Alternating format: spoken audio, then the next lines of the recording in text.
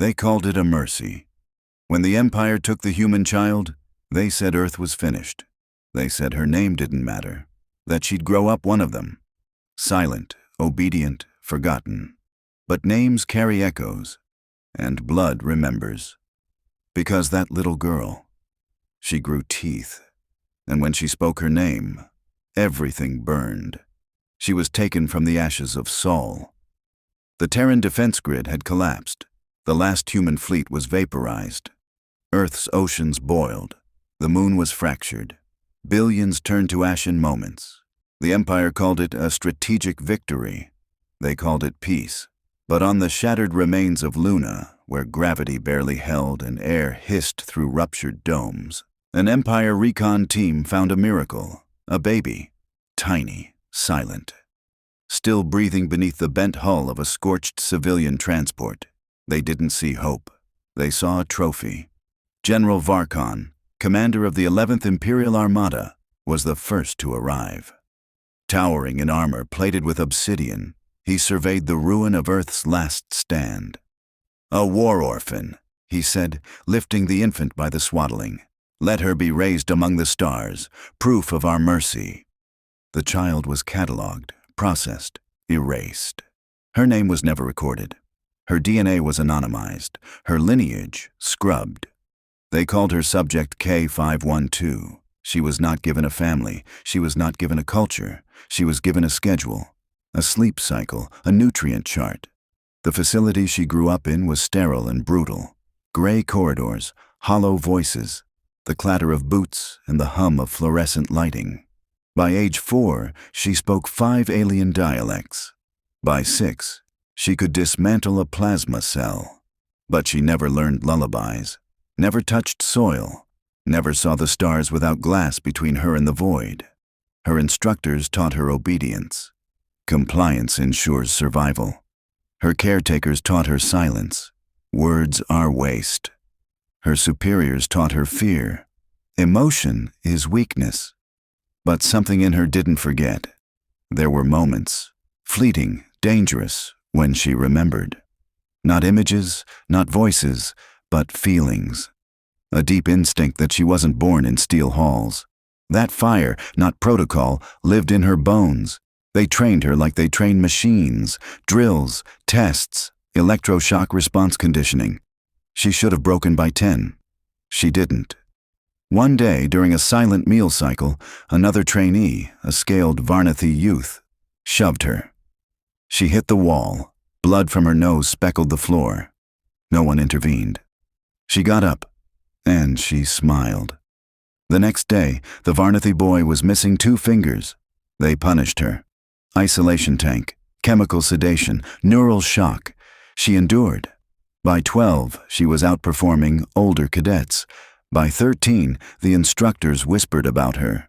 Too sharp, too fast, unsettling. She would answer their questions before they finished asking. She'd end sparring matches in seconds, never the same way twice. Unpredictable, dangerous. But Varkon watched her with interest. "You are not like them," he once told her. "You are useful. That's all that matters." She didn't speak. She only watched him, cold, calculating. But inside her, something pulsed, something ancient, something human. She had no name, no mother, no flag. But Earth had not truly died. It was waiting, inside her. She wasn't like the others. K512 watched, listened. She never spoke unless required, but her eyes missed nothing. Her ears remembered everything. Her instructors noticed her questions, too sharp, her instincts too fast. By 16, she outscored her alien peers in every simulation. At 18, she hacked a combat drone midair and turned it against its operator. They nearly erased her. But Varkon intervened again. "She's useful," he said. "Train her for intelligence work, deep cover." He didn't realize he'd just handed the match to the powder keg. Because the day she was promoted, a forgotten record surfaced. A single encrypted file, buried but not erased. She decrypted it in seconds.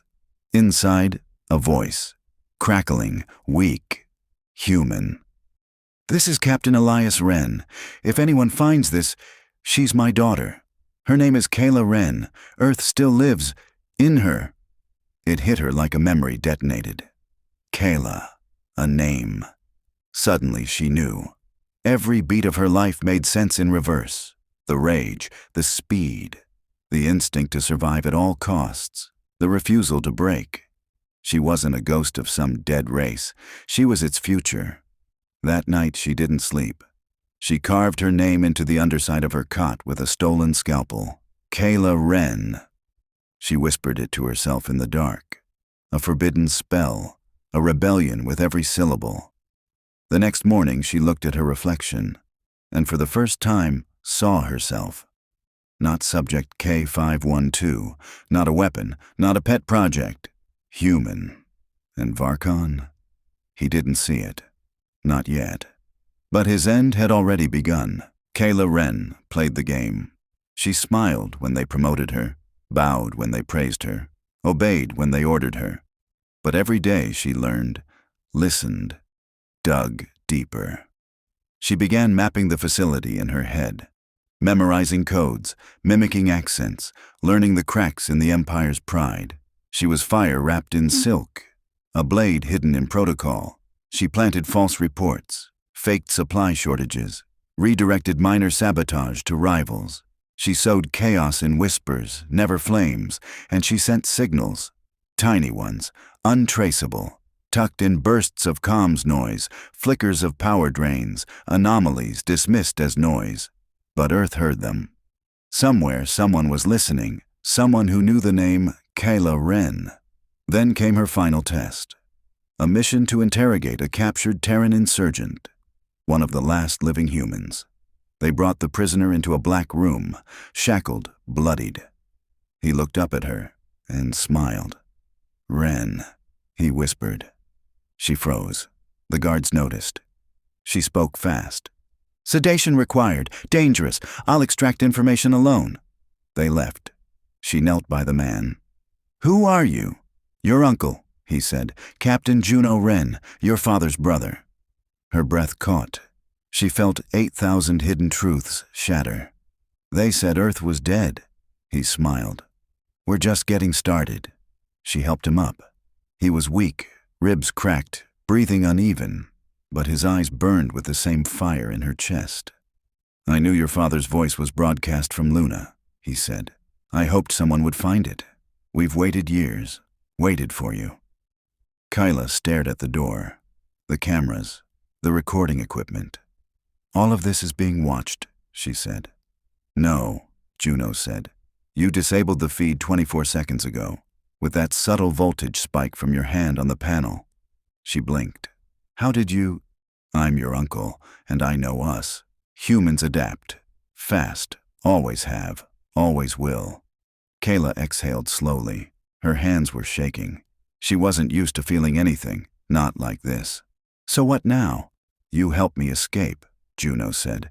"We rendezvous with a remnant fleet, and then we bring the Empire to its knees." Kayla shook her head. "I'm embedded. I have access to the 11th Armada's central systems, fleet distribution, Varkon's schedule, even Black Project data. You run now. It all vanishes." Juno looked at her for a long moment. "You've been planning this." She nodded. "I've been waiting for a spark." And he smiled. "Well then, let's burn it all down." They spent the next 3 days building the plan. Juno gave her intel she couldn't have accessed alone. Rebel hideouts, smuggled data caches, corrupted Empire archives.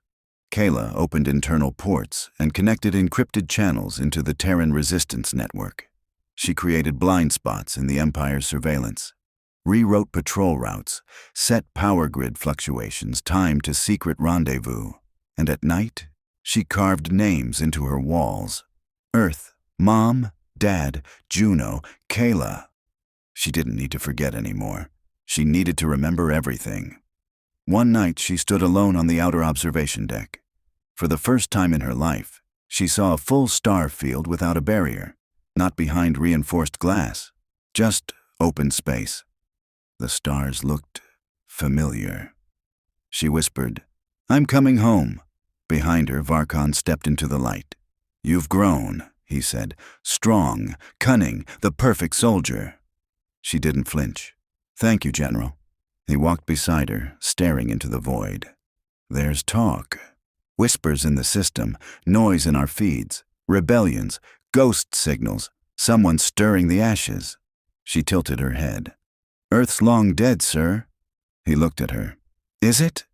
Their eyes met. For a breath, for a blink. She thought he knew, but he turned. "Loyalty will be tested soon. See to it that you remain useful." She waited until he was gone. Then she whispered, "Too late." The day of reckoning began with silence. Not alarms, not gunfire, just nothing. In the command spire of the 11th Armada, Kayla stood in full dress uniform. Perfect posture, blank face, but her hands, hidden inside data gloves, were already moving. Her pulse synced to the sabotage sequence she'd buried across the fleet's neural web. Each beat a silent countdown. Across the sector, rebel ships flickered into real space. Small, fast, unpredictable. Not an invasion. A disruption. Just enough to stretch the Empire's response thin. Varkon watched the fleet's fractured display with narrowed eyes. "They're coordinated. Too coordinated." Kayla offered a single nod. "Remnant forces. I've studied their formations. They're not random. They're testing us." His gaze snapped to her. "And you're calm. I've prepared for this." She stepped forward, tapped into the command screen, and that's when it began. Dozens of icons blinked red. Hangar doors refused to open. Internal comms scrambled. Gun batteries aimed at friendly ships. Artificial gravity reversed in select chambers. It wasn't a glitch. It was war. Kayla smiled, just enough for him to notice. "You—" She pressed a final command. The blast door sealed behind her. "I remember now," she said. "My name is Kayla Wren, daughter of Terra. You took me. You tried to erase me. You, ungrateful, you should have killed me when you had the chance." She turned and ran as the chamber erupted in sirens. Juno, already aboard a smuggled corvette, received the signal. "Kayla's moving. We hit now or never." The remnant fleet surged forward, not to destroy, but to distract. Hit and fade. Precision strikes. Each one buying Kayla seconds. She moved through the facility like lightning. Every step planned, every door unlocked. Empire soldiers fell behind her, knocked out, never killed. Not unless she had to. But when she reached the core relay, the data heart of the Armada, 2 royal guards blocked the path. She didn't hesitate. Her fists struck like thunder. She ducked, rolled, disarmed. A shock baton crackled as she spun it into the first guard's chest. The second grabbed her hair, so she dropped her weight, flipped him, and shattered his mask with her elbow. Both fell. She breathed hard. Inside, she plugged in the spike. "Uploading everything," she whispered. "Empire war plans, black ops, secret prisons, everything they buried." It beamed out, encrypted, toward the Resistance fleet. And the galaxy watched. Civilized worlds, border colonies, even neutral planets. Everyone saw the truth.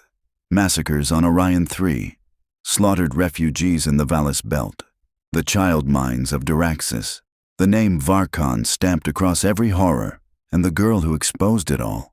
She turned, faced the last camera, and said one name, Kayla Wren. Of Earth. The remnant fleet grew bold. Systems once silent lit up in support. Civilian ships blocked Empire lanes. Old allies returned from exile, human and non-human alike. And on the bridge of the flagship, Varkon raged. "Find her!" he screamed. "I raised her like my own." "No," Juno said, stepping into the room, rifle leveled. "You used her." Varkon turned, snarled. "Wren!" Kayla followed her uncle in, face calm, heart burning. "You made me call you father," she said. "Made me bury my real name, but I remember now. I remember everything." Varkon grabbed for a plasma sword. "Then die with your name on your lips." They fought. Steel and fire. Kayla was faster. Juno covered her back, but Varkon was brutal, trained, relentless. He struck Juno down with a vicious blow. Kayla screamed. The world narrowed. She tackled Varkon, tore the blade from his hand, and with one final scream, plunged it through his chest. He gasped, eyes wide. "You are my legacy," he whispered. "No," she said, kneeling beside Juno, who still breathed, barely. "I was your mistake." She activated the beacon. "All units, Varkon is dead. The Empire falls tonight." Across the stars, rebels rose. The 11th Armada collapsed from within, ship by ship, soldier by soldier, and Kayla Ren stood at the heart of it all. A girl once forgotten, now the name the galaxy would never forget.